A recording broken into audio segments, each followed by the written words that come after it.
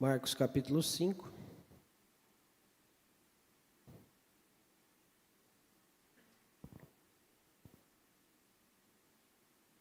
Vou fazer uma leitura um pouco longa, 20 versículos. Então eu peço que você preste atenção na leitura. É um texto bem conhecido, então acho que está todo mundo familiarizado com esse texto. Mas peço que você preste atenção na leitura da palavra. Diz assim a palavra do Senhor: Entre mentes chegaram à outra margem do mar, a terra dos Gerazenos. Ao desembarcar, logo veio dos sepulcros ao seu encontro um homem possesso de espírito imundo, o qual vivia nos sepulcros, e nem mesmo com cadeias alguém podia prendê-lo. Porque, tendo sido muitas vezes preso com grilhões e cadeias, as cadeias foram quebradas por ele, e os grilhões despedaçados, e ninguém podia subjugá-lo. Andava sempre de noite e de dia, clamando por entre os sepulcros e pelos montes, ferindo-se com pedras. Quando de longe viu Jesus, correu e o adorou, exclamando com voz alta: Que tenho eu contigo, Jesus, Filho do Deus Altíssimo? Conjuro-te por Deus que não me atormentes. Porque Jesus lhe dissera: Espírito imundo, sai desse homem. E perguntou-lhe: Qual é o teu nome? Respondeu ele: Legião é o meu nome, porque somos muitos. E rogou-lhe encarecidamente que os não mandasse para fora do país. Ora, pastava ali pelo monte uma grande manada de porcos. E os espíritos imundos rogaram a Jesus, dizendo: Manda-nos para os porcos, para que entremos neles. Jesus o permitiu. Então, saindo os espíritos imundos, entraram nos porcos. E a manada, que era cerca de 2.000, precipitou-se despenhadeira abaixo para dentro do mar, onde se afogaram. Os porqueiros fugiram e o anunciaram na cidade e pelos campos. Então saiu o povo para ver o que sucedera. Indo ter com Jesus, viram o endemoniado que tivera a legião assentado, vestido em perfeito juízo, e temeram. Os que haviam presenciado os fatos, contaram-lhes o que aconteceram ao endemoniado e acerca dos porcos. E entraram a rogar-lhe que se retirasse da terra deles. Ao entrar Jesus no barco, suplicava-lhe o que for endemoniado, que o deixasse estar com ele. Jesus, porém, não lhe permitiu, mas ordenou-lhe: Vai para a tua casa, para os teus, anuncia-lhes tudo o que o Senhor te fez e como teve compaixão de ti. Então ele foi e começou a proclamar em Decápolis tudo o que Jesus lhe fizera, e todos se admiravam. Meus amados irmãos, esse texto, que é muito conhecido nosso, mostra novamente a grande, preciosa soberania do nosso Senhor. Se você perceber, a ênfase bíblica tem duas vezes aqui nesse texto e no anterior que eles temeram, se admiraram com o que Jesus fez. Porque Jesus fazia de fato coisas milagrosas, coisas grandiosas, coisas anormais, coisas que gente comum não consegue fazer. É justamente por isso que eles ficavam assustados, admirados, muitas vezes com medo, porque o que Jesus realizava não estava dentro da normalidade da vida. É justamente por isso que ele é o próprio Deus encarnado, mas mostra a grandiosa soberania do nosso Senhor Jesus Cristo. E isso é maravilhoso, isso é grandioso. E é isso que nós devemos pregar para as pessoas. Perceba que o principal do texto aqui não é Satanás, o inimigo das nossas almas. Não é aquele que fora possuído por Satanás, mas o próprio Senhor Jesus. E eu estou enfatizando isso novamente, eu fiz questão de ler Marcos 4 e depois Marcos 5, para você entender uma coisa, que você deve pregar, apontar, falar da obra do nosso Senhor Jesus Cristo. Porque com todo o respeito não sei se com todo respeito, viu? Para falar a verdade. Mas eu acho que se tirar o diabo da boca de alguns pastores, eles vão perder o emprego deles, que eles falam mais do diabo do que do nosso Senhor Jesus. Eles entrevistam o diabo, eles só falam do diabo, mas nós somos chamados para falar da obra do nosso Senhor Jesus Cristo. O Senhor Jesus falou: ide, e vocês devem ensinar o que eu vos ensinei. A autoridade que eu passei para vocês. Porque eu sou autoridade, foi-me dada autoridade sobre o céu, sobre a terra. Então vão e preguem o evangelho a toda criatura. E o evangelho é a boa nova que Jesus liberta. Jesus está vivo e Jesus voltará. Então nós temos que enfatizar a gloriosa ação do nosso Senhor Jesus Cristo na terra, nos textos e nas nossas vidas. É Ele que transforma, é Ele que salva, é Ele que cuida, é Ele que continua operando e livrando pessoas influenciadas por Satanás. Mas sim, Satanás existe, ele é real, ele serve para roubar, matar e destruir a vida das pessoas, e ele faz isso. Por mais que esse texto, quando tem essas três coisas, que é o texto de João, não está falando propriamente dele, mas de pessoas enviadas por ele, pessoas, agentes dele, falsos profetas, mas ele vem para destruir coisas e famílias. E primeiro, ele age na vida dos ímpios, os quais são seus filhos, estão dominados pelas trevas, segundo a própria Escritura diz. E ele age, principalmente, contra a vida dos filhos de Deus. Satanás tenta os crentes a pecar. Satanás acusa os crentes em seus erros. Satanás, segundo as Escrituras, realiza falsos milagres. Satanás, segundo as Escrituras, pode enviar, com a permissão do nosso Deus, aflições e sofrimentos para um cristão. É interessante que eu já quero começar afirmando aqui para vocês que é impossível que Satanás possua a vida de um filho de Deus igual ele possuiu desse Gerazeno. Porque nós, filhos de Deus, somos selados pelo Espírito Santo de Deus. E onde habita o Espírito, que é mais forte do que Satanás, não pode habitar. Mas, dito isso, dito essa verdade, nós não podemos brincar com a ação de Satanás. Porque certamente ele está todos os dias, ao redor de nós, tentando fazer nós pecarmos, desviarmos do foco, errarmos o alvo. E depois que erramos, a principal tarefa dele é nos acusar. Quem é você? Você fez isso? Como você vai ensinar? Você já caiu nesse erro?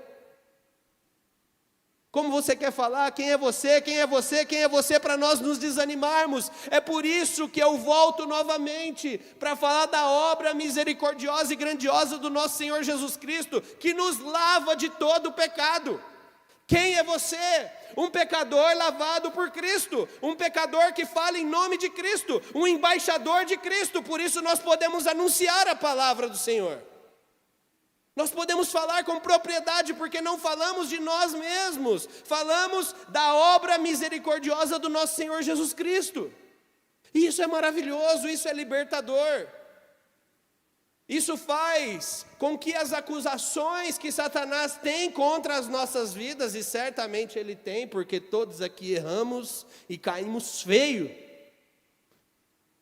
Isso faz com que essas acusações sejam menores do que o sangue que nos lava, a água que nos purifica. Mas esse texto fala de alguém que foi possuído, teve uma possessão demoníaca. E obviamente, eu acho que ninguém tem dúvida disso, que possessão demoníaca é quando um ou mais demônios entram em uma pessoa e passam a controlar o corpo, a mente, suas emoções, passam a controlar tudo dela. A Bíblia registra várias pessoas assim, vários casos assim. Pessoas de ambos os sexos, jovens, mulheres, homens, adivinhadores, feiticeiros, necromantes. E certamente hoje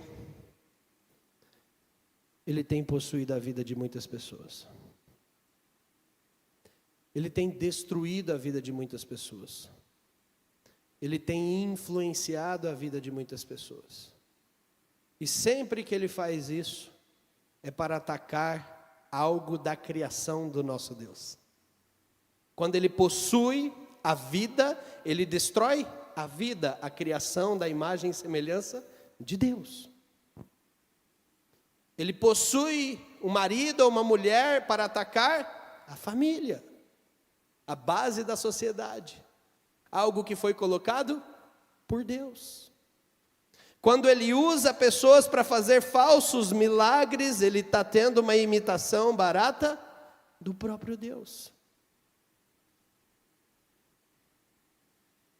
E enquanto ele não for definitivamente lançado no inferno, ele continuará agindo na vida de pessoas, possuindo a vida de pessoas e literalmente infernizando a vida dos filhos de Deus. Nós não devemos subestimar a ação do inimigo. Como diz muito bem o livro do C.S. Lewis. Nós não superestimamos colocando o diabo como se fosse num ringue, que num dia bom ele ganha do nosso Senhor Jesus, mas num dia mau ele perde, como se fosse assim a nossa vida. Nós não superestimamos assim.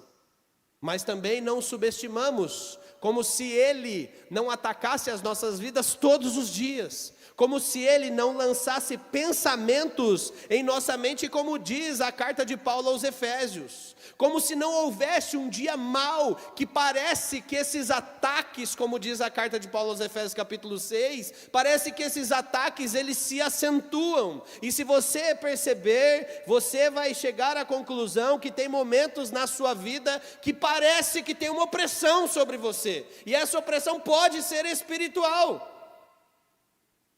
para te desanimar, para te desviar do foco,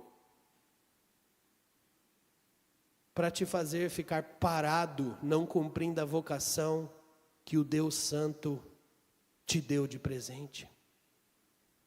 Então nós não podemos subestimar o que o diabo pode fazer, e certamente você sabe que ele conhece a sua vida, que ele sabe das suas fraquezas, e é justamente nessas áreas que ele vai te tentar. É justamente aí que ele vai dar de bandeja para você cair e atrapalhar toda a sua caminhada cristã. O que o diabo faz na vida de uma pessoa? Segundo o texto, primeira coisa, esse homem dos sepulcros, ele não tinha mais relacionamento social. O diabo destrói os relacionamentos de uma pessoa possuída por ele. Destrói relacionamentos. Esse homem residia nos túmulos de um cemitério. Ele era isolado socialmente, ele perdeu os seus laços familiares, a sua casa, os seus amigos, porque o diabo é o pai da separação, o pai da imundícia. Certamente, a família é afetada quando o diabo toma ou possui a vida de alguém. Certamente. Porque, para falar a verdade, com todo respeito à nossa humanidade, no fim a intenção dele é atacar o próprio Deus. Nós somos apenas o meio para ele atacar o Criador. Ele não está tão preocupado assim conosco, como se fôssemos pessoas super especiais ou super estrelas desse mundo. Não! Ele quer atacar, destruir a imagem do Criador, a imagem e semelhança do Criador. E quanto mais ele puder fazer isso, ele vai unir as suas forças para fazer. Uma família destruída quando o diabo entra. Drogas, homicídios, divórcios, são armas que o diabo pode usar em famílias. Segundo lugar, nesse homem, ele é totalmente controlado, dominado pela força dos demônios, e ninguém poderia controlá-lo. Esse homem se tornou um animal, literalmente, violento, indomável. Meus amados irmãos, não se iluda achando que a violência nesse mundo só vem por causa do pecado da humanidade, do pecado que habita em nós, e esse pecado já é capaz de fazer muitas maldades. O pecado que nós já nascemos, o pecado que está no sistema do mundo, como diz a carta aos Efésios, capítulo 1. Certamente o diabo tem influência sobre essas maldades que são feitas, essas maldades horríveis que são feitas. Não poderia nem deixar de citar as guerras que estão acontecendo, né? Onde pessoas matam e estupram grávidas e crianças porque elas pertencem a outra raça.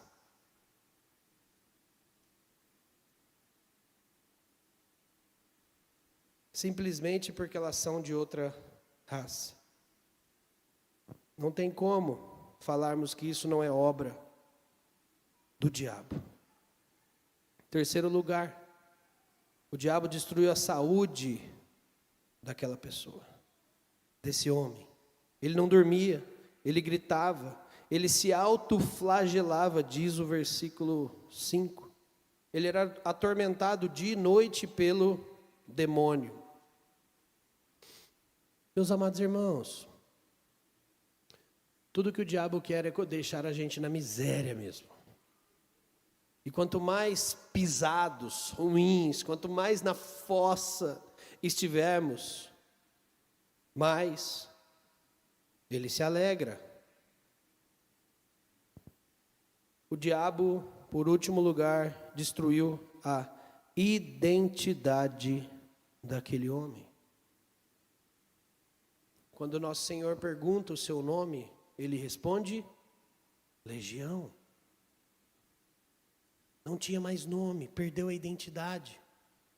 E você sabe, né, que Legião era o nome dado aos exércitos, né, um grupo de soldados, sobretudo ali dominados por Roma, que era um grupo de 6.000 soldados. Muitos demônios possuíram esse rapaz, controlavam esse homem. E Marcos, ele descreve, parece que como numa pintura, o que o diabo é capaz de fazer na vida de uma pessoa.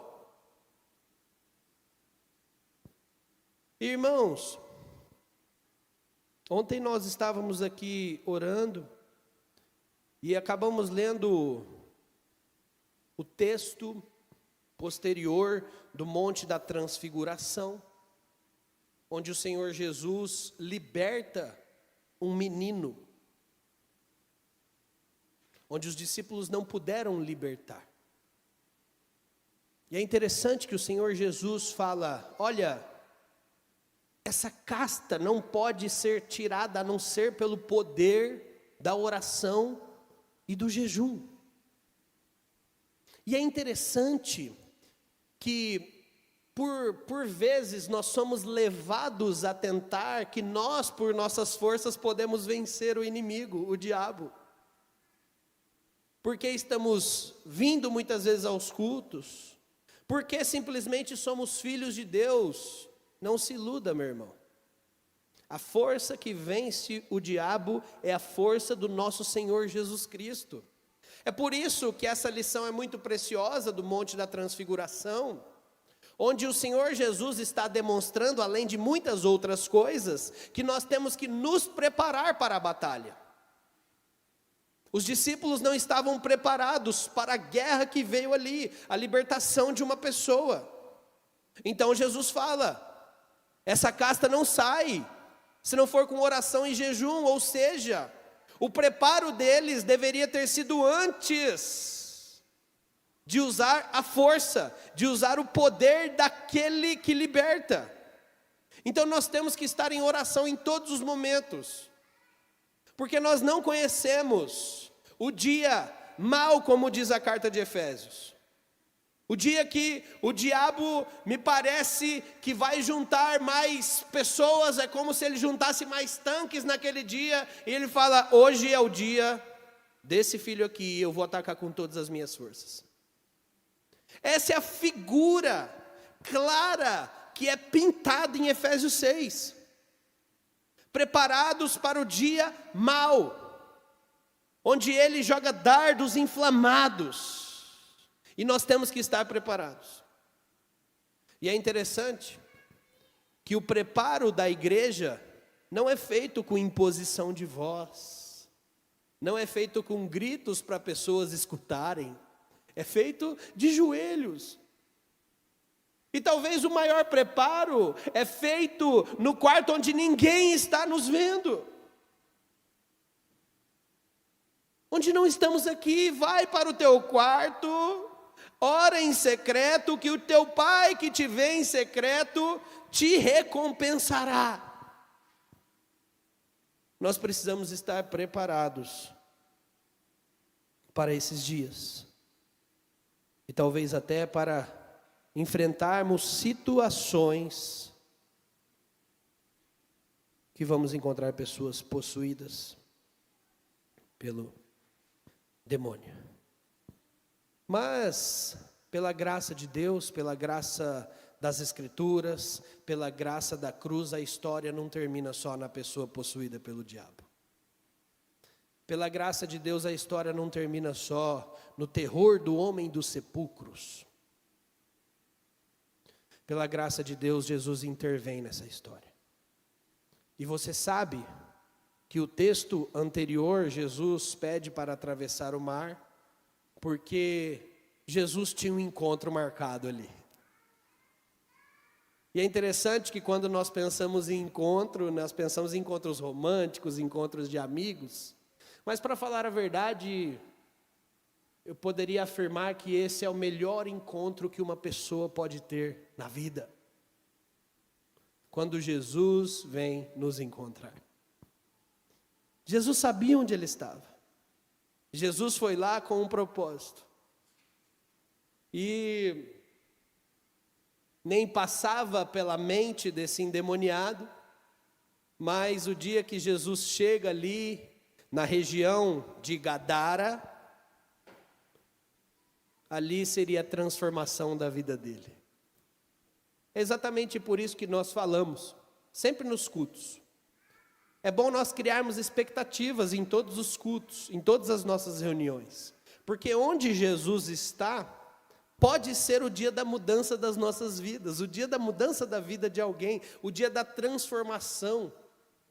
O dia literalmente do antes e depois, onde você literalmente é outra pessoa depois desse encontro glorioso. Porque esse rapaz aqui, depois desse encontro, ele se tornou outra pessoa.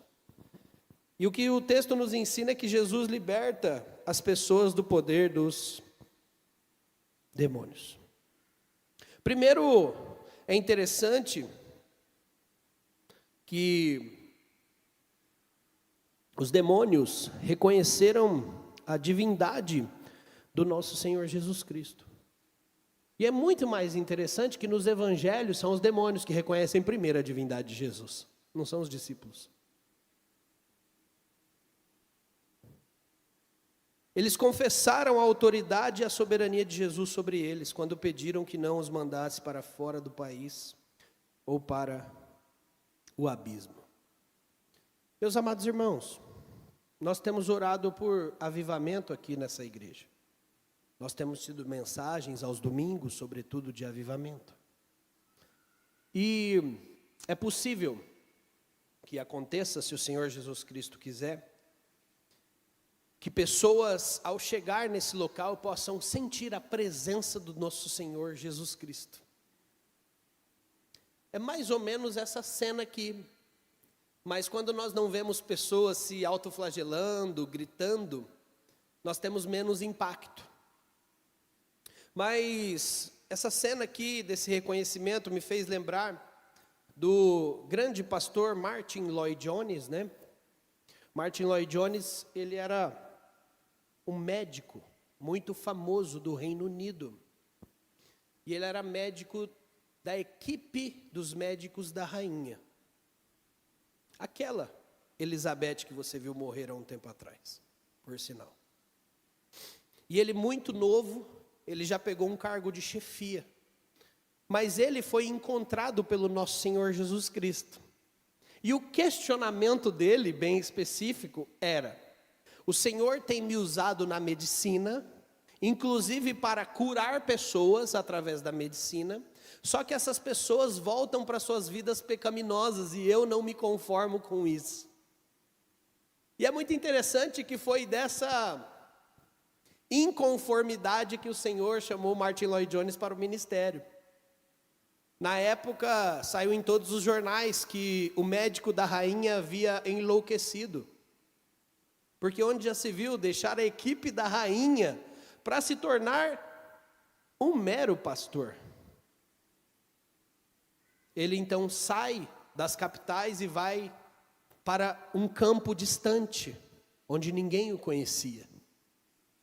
E uma história conhecida da igreja de Martyn Lloyd-Jones é que em um determinado culto, alguns crentes estavam indo para a igreja e eles tinham o costume de já ir cantando, entoando alguns hinos para a igreja, alguns cânticos.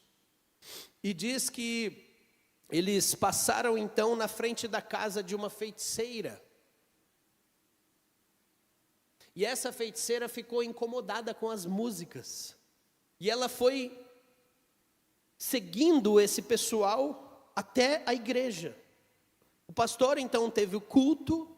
No final do culto, essa feiticeira se entregou ao nosso Senhor. E depois ela pediu para conversar com o pastor. Ela falou: pastor, eu sou acostumada a mexer no reino espiritual. Eu sou acostumada a mexer com forças espirituais. Mas quando esse povo passou na frente da minha casa, ali tinha a maior força que eu pude ver na minha vida. E quando eu cheguei aqui na igreja, eu vi que essa força é pura, que essa força é doce. Eu quero o domínio dessa força totalmente em minha vida. Meus irmãos, isso é maravilhoso. Isso é só o nosso Senhor Jesus que pode fazer. Isso é só o nosso Senhor Jesus que pode fazer. E nós podemos buscar, sim, sim. E o Senhor pode converter pessoas e mais pessoas, como Ele tem feito nesse local. E o que nós estamos pedindo é que Ele faça isso de uma forma mais abrangente, de uma forma que nos gere mais sede, de uma forma que Ele alcance ímpios, mas que em nós seja gerada uma sede, que nós vamos querer ficar na presença dEle, escutando a voz dEle, cantando louvores a Ele, por muitos e muitos e muitos e muitos tempos, muitos minutos. É o Senhor que pode fazer isso. Diante do Senhor Todo demônio reconhece como autoridade, o Senhor Jesus é autoridade sobre eles. Segundo, o Senhor Jesus libertou o homem da escravidão do diabo, porque onde o Senhor chega, os demônios desaparecem, somem. Meus amados irmãos,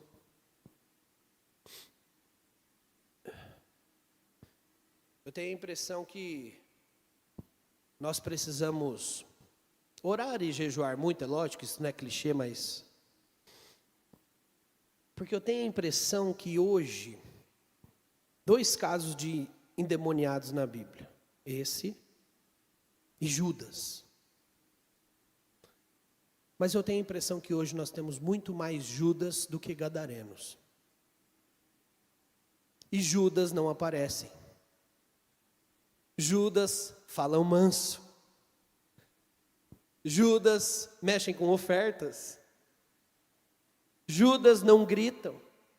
Judas não quebram cadeias. Os 2 são perigosos. Mas eu tenho uma impressão que hoje os Judas estão, ou o demônio estão dominando mais Judas do que gadarenos. E nós temos que estar muito presentes com o Senhor ou dependentes do Senhor. Porque é só o Senhor para nos libertar de pessoas assim. Com todo respeito, se você vê uma pessoa endemoniada, é fácil, é mais fácil. Eu contei aqui que o irmão me ligou, né? E o rapaz inchou na nossa frente. Inchou o corpo todo na nossa frente. E obviamente, nós clamamos por Jesus. O que poderia ter acontecido naquela ocasião é eu e o irmão não ter conseguido expulsar o demônio, certo? E talvez vinha a palavra de Jesus para nós, falta oração, falta dependência. Pela graça de Deus não foi o que aconteceu, mas é mais fácil. O irmão estava na nossa frente, o irmão não, o demônio estava na nossa frente, inchou a vida do rapaz, falou com voz diferente, acusou, mas ali ele saiu. E é interessante que nós temos que ter dependência de Deus, porque é o seguinte, às vezes acontece alguma coisa dessa com a gente, o diabo pode nos acusar ou nos aliciar, colocando em nossa cabeça que nós somos super espirituais. Lembra? Ele é sagaz, ele é sutil, ele ataca de todos os lados. Irmãos, o enchimento do Espírito Santo não vale para o resto da vida. Hoje nós pedimos o enchimento do Espírito Santo, amanhã nós temos que pedir de novo. E depois da manhã nós temos que pedir de novo. Porque se depois da manhã nós não pedirmos, nós podemos cair. E nós vamos enfrentar uma situação assim, ou em outra situação, e nós não vamos operar no poder do Espírito Santo. Por isso que nós dependemos do Senhor todos os dias. Por isso que nós temos que falar da obra do Senhor Jesus Cristo. Por isso que você nunca ou nunca deveria, e se algum dia acontecer isso, você me chama a atenção, você não vai ver eu me exaltando porque eu expulsei o demônio de uma pessoa. Bobagem. Eu não expulsei o demônio de ninguém, foi o Senhor Jesus Cristo que expulsou. Que exaltação boba que tem hoje em pessoas, sendo que é Cristo que liberta. E é interessante que o Senhor Jesus Cristo, nesse texto, permitiu que os demônios saíssem do homem e entrassem numa manada de porcos. E como os homens são cabeça dura, né? Jesus Cristo, dentre as coisas que ele queria mostrar, é que uma alma vale mais do que os animais. do que o dinheiro dos animais. Aqueles animais não valiam nada perto da alma de uma pessoa. Nós precisamos entender isso. E mesmo assim, os gadarenos expulsaram Jesus da sua terra, porque a presença de Jesus era ameaça de mais prejuízo material. Que cegueira, não é verdade? Melhor Jesus longe, mas a gente ganhando o nosso. É para rir disso daqui. Meus irmãos, a gente tem que rir, porque se não for a misericórdia do Senhor, nós somos iguais, tá? Os gadarenos. Basicamente a Bíblia está falando assim, são vocês. São vocês, se não confiarem em mim, vocês vão cair no mesmo pecado. São vocês. Jesus restaura a dignidade daquele homem. Aquele homem é uma nova criatura. E é interessante que o texto mostra que ele estava sentado tranquilamente, vestido decentemente.